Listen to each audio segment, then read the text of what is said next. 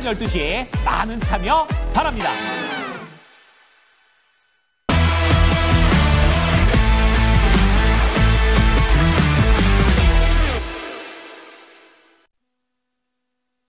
네, 이슈 딥다이브로 이어가겠습니다. 루크투자연구소의 임순재 대표 나와주셨고요. 퍼스트프라임 리서치 손여루 팀장도 함께하겠습니다. 두 분 안녕하세요. 안녕하십니까. 안녕하십니까. 네, 오늘도 저희 두 가지 주제로 얘기 나눠보도록 하겠습니다. 첫 번째 주제 같이 보실까요? 다가오는 JP모건 헬스케어 컨퍼런스. 그래서 요즘에 이쪽의 이벤트 드리븐 성격이 조금 약해졌습니다. 트럼프 당선인이 20일에 내달에 취임을 하게 되는데 그 이후에 헬스케어 정책을 어떻게 가져갈 것인지 색깔을 보고 좀 투자해야 되지 않을까? 이런 것도 아마 망설이는 요인이 되지 않을까 싶은데 아직까지 이벤트성이 강한 종목들의 플레이가 나오지 않고 있는 상황인 것 같거든요. 임순재 대표님. 어쨌든 이 컨퍼런스에 대해서 저희가 알아야 될 부분들 그리고 포인트가 뭔지 키워드 좀 정리되고 있는 것 좀 알려주세요. 네, 뭐 JP 이제 모건 이제 헬스케어 컨퍼런스 같은 경우 뭐 세계 최대의 이제 바이오 컨퍼런스다라고 보시면 될 것 같습니다.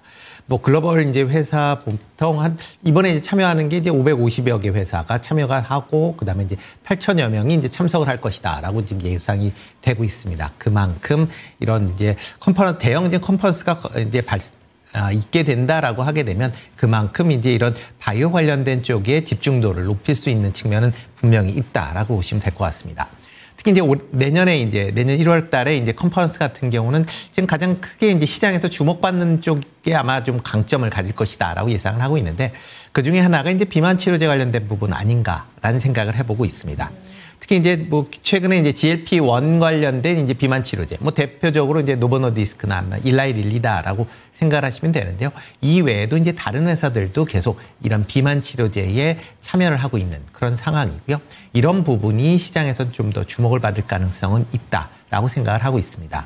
이와 더불어 이제 ADC, 뭐 이제 항체 결합, 이제 항암제, 뭐 이런 개념으로 이제 보시면 되는데 차세대 이제 항암제로 계속 주목을 받고 있고 이런 ADC와 관련된 플랫폼에 대해서 뭐 국내 업체들도 이제 기술 수출을 한 그런 전례가 있기 때문에 이런 부분이 시장에서 주목을 받을 가능성은 좀 있다. 그러니까 이게 크게 보면 두 개 부분에 좀 주목도가 좀 높아질 가능성은 있다라고 보여지고요.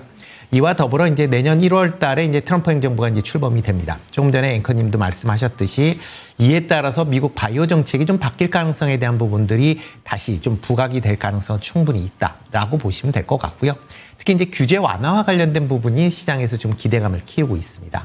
그렇다라고 하게 되면 향후에 이런 M&A 관련된 이제 제약 바이오 관련해서 M&A 관련된 부분이 좀 더 부각이 될 부분. 그런 부분에 대해서도 이번 이제 컨퍼런스에서 여러 기업들이 그런 부분에 뭐 발언을 할 가능성이 높아 보인다라는 점도 같이 좀 관심 있게 보시면 어떨까 싶고요. 뭐 국내 업체들도 이제 많은 회사들이 지금 참여할 걸로 지금 예상이 되고 있습니다. 뭐 지금 9년 연속 지금 메인 컨퍼런스에서 이제 메인 토론회를 하고 있는 삼성 바이오로직스뿐만 아니라 뭐 셀트리온 같은 경우도 내년에는 이제 메인에서 이제 얘기를 할 것이다. 메인 트랙에서 얘기를 할 것이다라고 지금 얘기들 하고 있는 그런 상황이고요.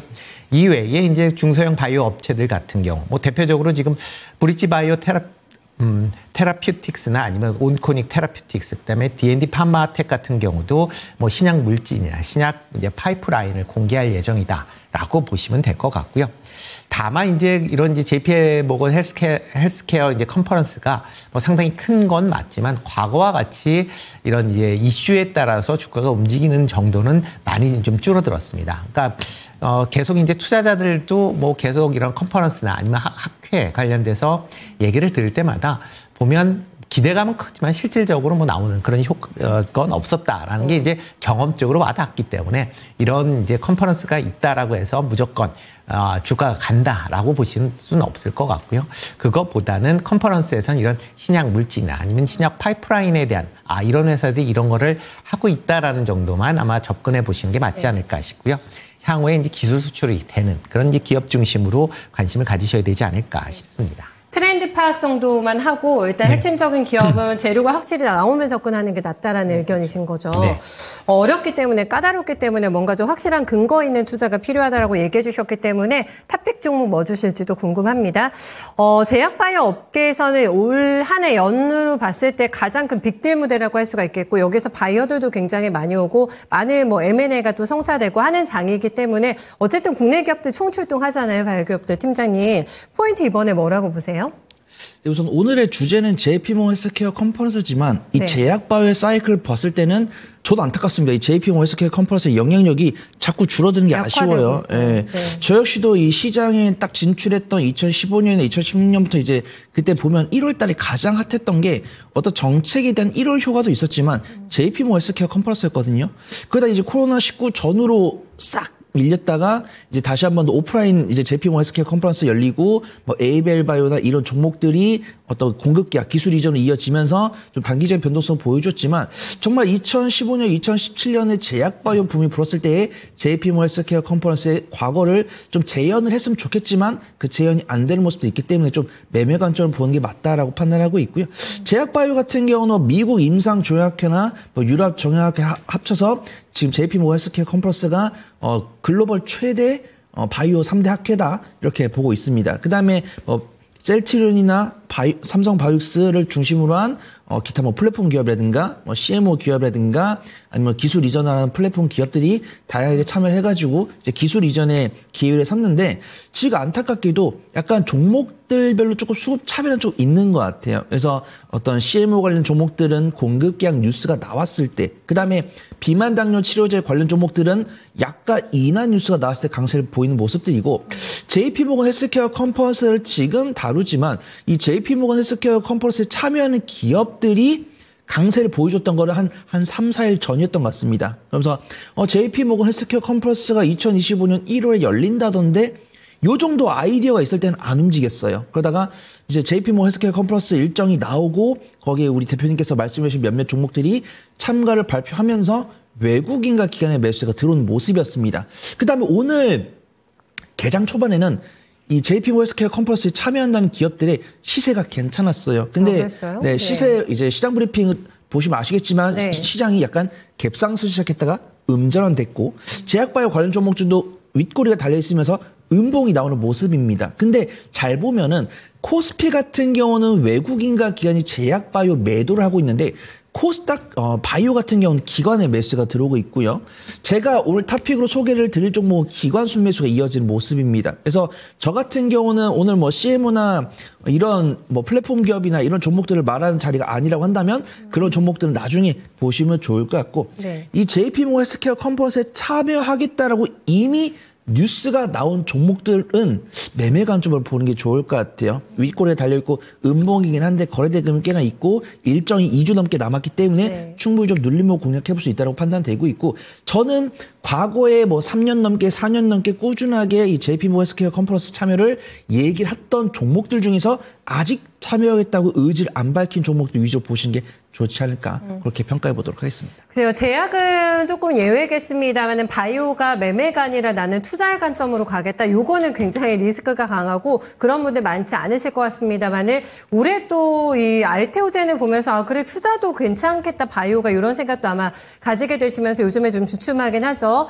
여러 가지 뭐 난관들 허들이 있기 때문에 여전히 여기는 굉장히 난이도가 높은 섹터라고 할 수가 있겠습니다. 힌트를 약간 두 분이 남겨주셨거든요. 네, 탑픽 어떤 종목 가지고 왔는지 같이 보실까요? 네, 먼저 임순재 대표의 종목입니다. 안정성 있는 걸 가지고 오셨을지, 이슈 트레이딩 가능한 걸 가지고 오셨을지 종목 볼까요? 네, 삼성 바이오로직스를 가지고 오셨고 손효리 팀장께서는 리가켄 바이오 선택하셨거든요. 3바 먼저 들어볼게요. 네, 뭐 일단 뭐 바이오 관련된 뭐 대표적인 종목이다라고 보시면 맞을 걸로 이제 예상이 되고 있고요. 뭐 지금 생물보험법 때문에 뭐 그동안 주가가 좀 강했다가 지금 미국에서 생물보험법이 일단은 뭐 연내 통과 이제 불가능하다라는 네. 그런 얘기가 나오면서 주가가 전체적으로 조정을 받는 그런 모습을 보였습니다. 그렇지만 이런 생물보험법과 관계없이 기본적으로 삼성바이오로직스의 이제 CDMO 관련된 부분은 여전히 시장을 좀 확대하고 있다라고 보시면 될 것 같습니다.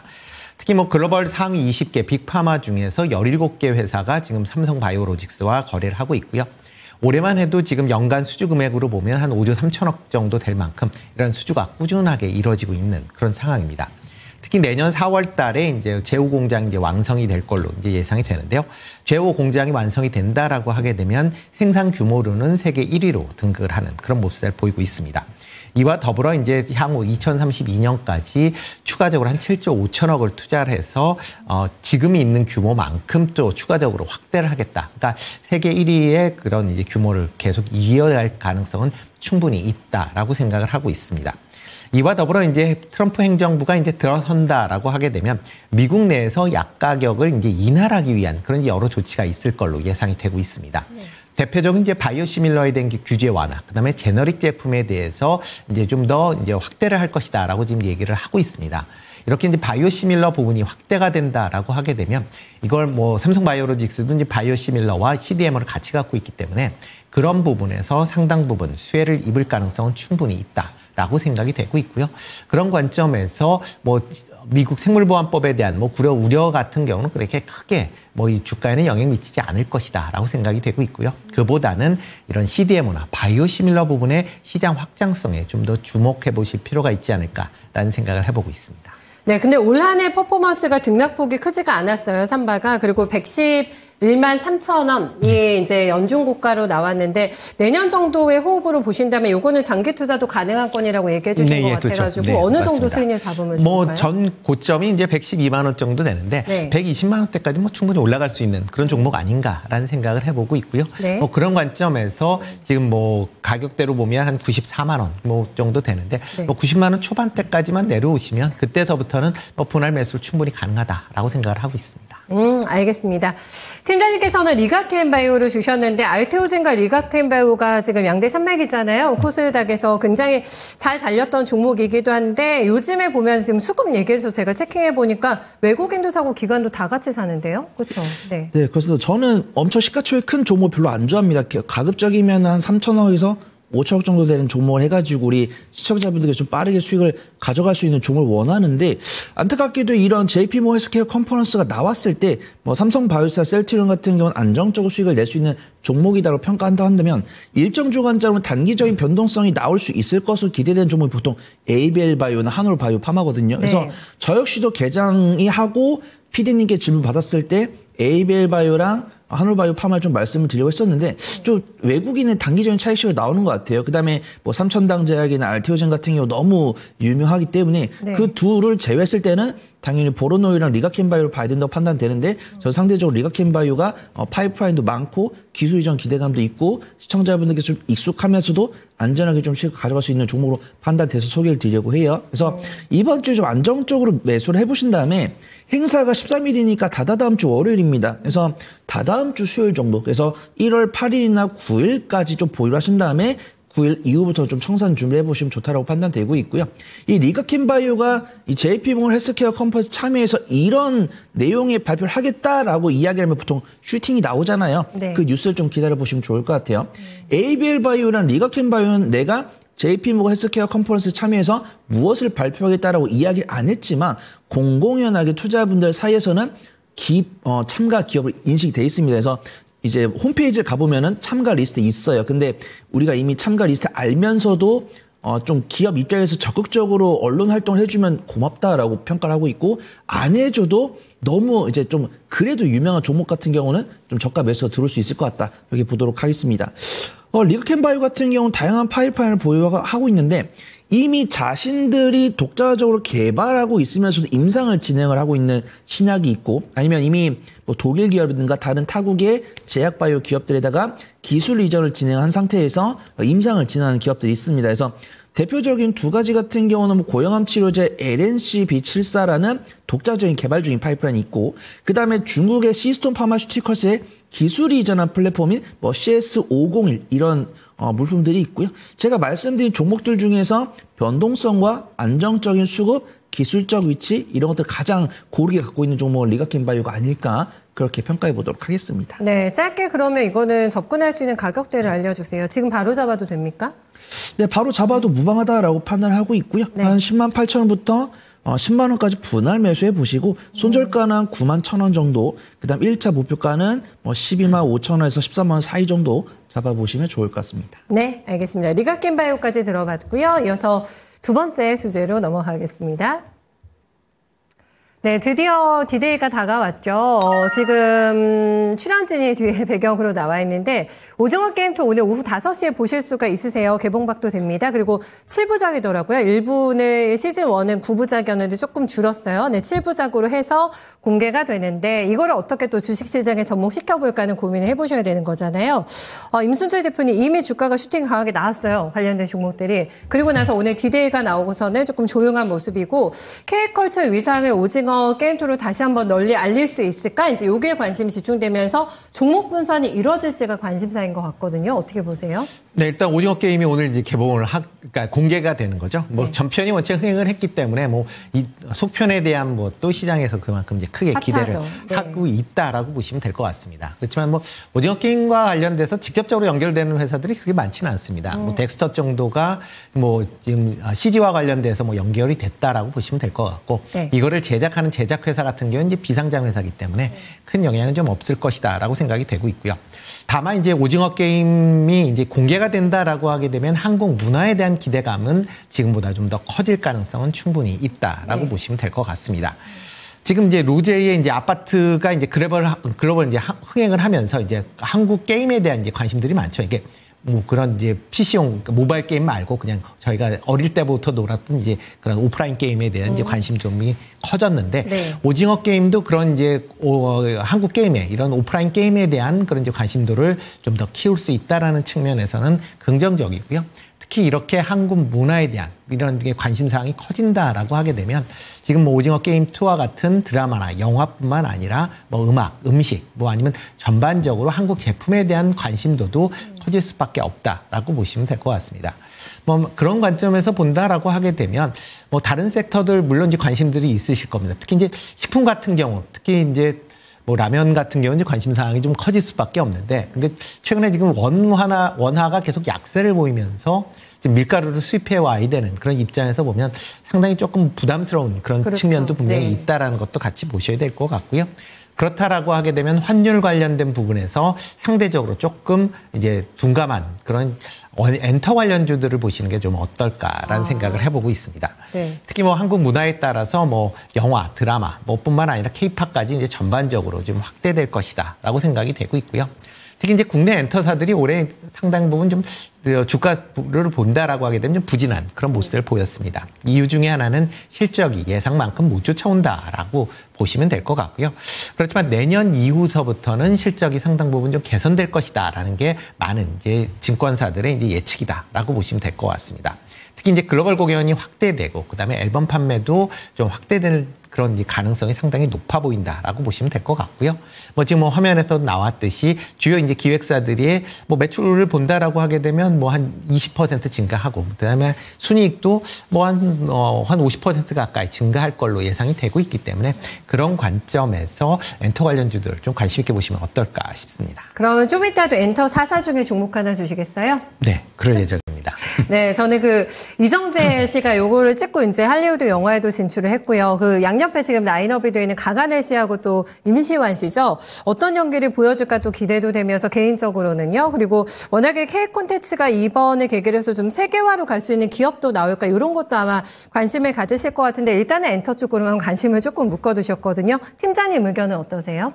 저도 참 식품이나 엔터 쪽 봐야 되고 이제 증권 전문가들이 어떤 매매 관점을 접근하는 섹터를 강하게 말씀을 드리는 거는 어떤 매매 단기 트레이드를 조장하는 것처럼 보일 수 있기 때문에 실적이랑 사업 성장성도 단기 연관돼서 말씀을 드린다고 판단됩니다. 그래서 오징어 게임 2가 오늘 이제 공개가 될 거고 흥행을 했으면 좋겠고 외신의 반응은 좋은 것으로 확인됩니다. 그래서 오징어 게임 1을 넘어서 뭐 며칠간에 뭐 흥행돼가지고 뭐 매출이 얼마 나왔고 하면 좋겠는데 대표님께서 말씀을 해주신 것처럼 우리나라가 가져가는 매출이 크게 없습니다. 그래서 오징어 게임 2가 흥행을 해가지고 그래봤자 거의 70에서 80% 이상을 넷플릭스가 매출을 가져가고 네. 그다음에 이제 출연진 분들도 이제 출연료를 받고서 출연진 분들은 수익이 나실 건데 우리가 흔히 알고 있는 뭐 스튜디오 뭐 드래곤이라든가 뭐 CJ ENM이라든가 뭐 컨텐츠 중앙이라든가 덱스터 이런 종목들을 봤을 때 오징어 게임 2랑 마이넴 이런 것들이 연속적으로 흥행을 하고 그다음 그 안에 들어있는 다른 드라마나 이런 것도 꾸준하게 흥행을 하고 있다라는 뉴스를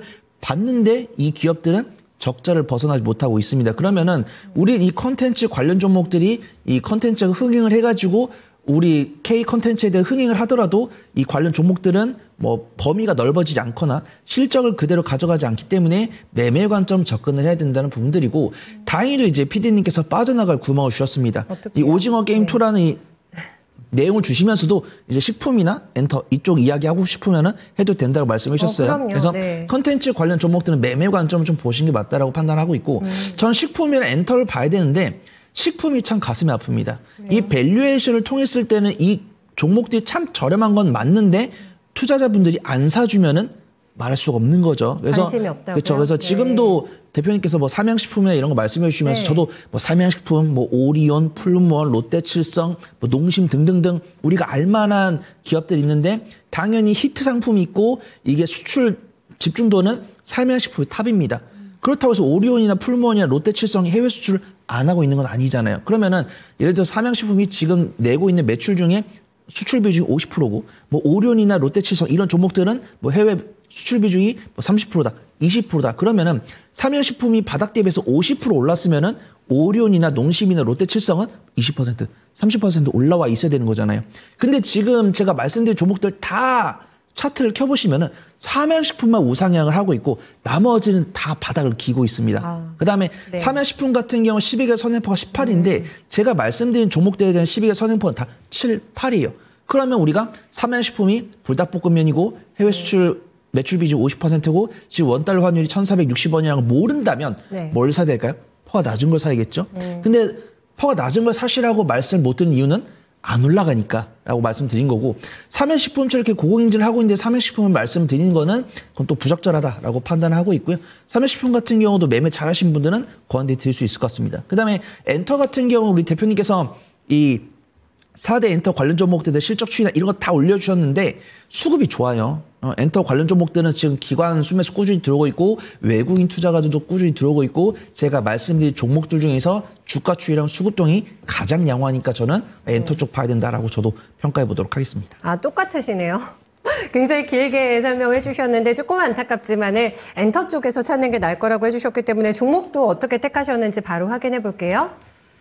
네, 두 분의 임순재 대표의 종목은 볼까요? JYP 엔터 주셨고 손효루 팀장은 SM인데 간략하게만 포인트 남겨주세요, 대표님.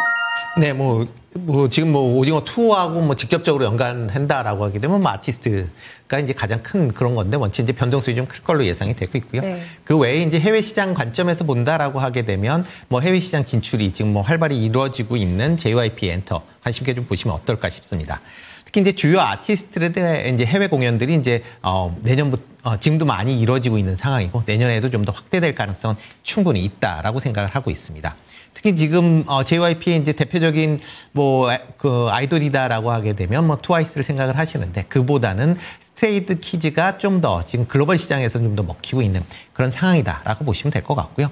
여기에 덧붙여서 중국에서 한알령이 완화가 돼서 만약 한국어 그 아이돌들이 진출한다라고 하게 되면 당연히 그와 관련된 매출 증가세는 좀 더 있을 가능성은 충분히 있다라고 생각을 하고 있습니다.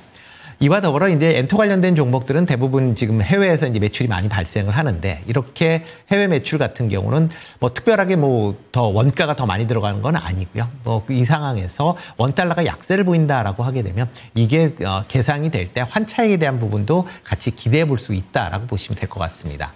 그렇다라고 하게 되면 지금 예상에도 이런 이제 좋은 그런 그룹에 관련된 앨범이나 공연 수익이 증가세에다가 환차익까지 감안을 한다라고 하게 되면 좀 더 큰 폭의 성장세가 이루어질 가능성은 있기 때문에 그런 관점에서 접근해 보시면 어떨까 싶습니다. 네, 팀장님도 가격대도 살짝 주시면 좋겠는데 이 종목 SM이요? 들어볼게요.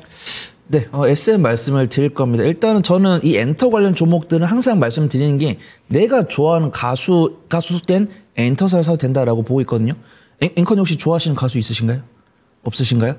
네, 한번 유튜브 틀어보시면 바쁘네요, 좋은 가수들이 많이 나옵니다. 그래서 네. 제가 이제 성장성과 안정성과 수급이랑 저는 아티스트 리스크를 좀 보거든요. 그래서 지금 하이브 같은 경우도 뉴진스 이슈가 있고, 네. 그다음에 YG엔터 같은 경우도 그 위너의 송민호 군 뉴스가 나왔고, SM 같은 경우는 어떤 아티스트 리스크가 현재 좀 없는 상황입니다. 그다음에 제가 좀 정말 적극적으로 말씀을 드리고 싶으려면 좀 엔터 관련 뉴스가 많이 나왔으면 좋겠는데, 제 4대 엔터 관련 종목들을 다 검색을 해봤는데 최근에 뭐 강한 리포트나 뉴스가 주기적으로 나오진 않고, 이 엔터사가 속한 개별 아티스트들의 어떤 행사 참여 뉴스, 그다음에 뭐 연예 대상 뉴스, 뭐 글로벌 차트 뉴스 이런 것들이 나왔습니다. 근데 그런 것들은 꾸준하게 시장이 뉴스에 나왔을 때 이 엔터 기업들에 대한 수급 변화를 꾸준하게 만드는 건 아니다라고 보고 있고요. 4대 엔터 중에서는 업종 대비 가장 저평가 매도를 갖고 있고, 실적 증가폭은 중간이고, 그다음에 아티스트 리스크는 현재 확인되지 않으면서도 기관이 꾸준한 매수세가 들어오고 있기 때문에 저는 SM이 좀 상대적으로 안전할 거라고 보고 있고요.